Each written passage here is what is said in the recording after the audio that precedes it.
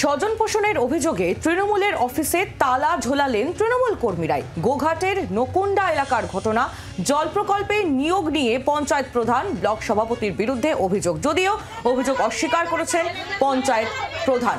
যে খবরের দিকে আমরা নজর রেখেছি, স্বজন পোষণের অভিযোগে তৃণমূলের অফিসে তালা ঝোলালেন তৃণমূল কর্মীরাই।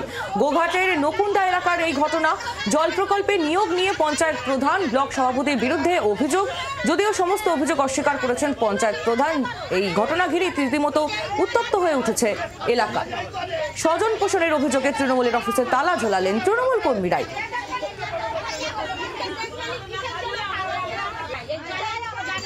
পঞ্চায়েত সমিতির সভাপতি বিজয় রায়, বাউলু সাঁতরা প্রধান হয়েছে জনগণের ভোট নিয়ে। এখন তারা বলছে আমাদেরকে যে সুশাঙ্ক থেকে অঞ্চল সভাপতি আমাদেরকে বলতে চাইছে যে আমরা আগে মাংস ভাতটা আমরা খাই। এই যে জল কল দিয়ে চাকরির বিষয়, আমাদের কুলেতে কি 3টে এসেছে লকুন্ড অঞ্চলে, একটা কি কুলেতে লোক নাই। তারা বলছে আমরা আগে খাই, আমার ছেলের হোক, আমার বইয়ের হোক, আমার কুটুমাত্মের হোক, হওয়ার পর থাকলে কুলিয়াগ্রামকে দেবো। তো অতএব কি কুলিয়াগ্রামে কি তৃণমূল পার্টি কি কেউ নেই? তো অতএব আমরা অনুরোধ করছি বা জোরাত করছি, আমরা তৃণমূল পার্টি আর করবো না, পার্টি অফিসে চাবি মেরে দিচ্ছি। প্রতিনিয়ত সন্ধ্যাবেলা পার্টি খোলা হয় এবং চাবি দেওয়া আবার বাড়ি যাওয়া, এটাই হয়েছে, অন্য কিছু ব্যাপার না।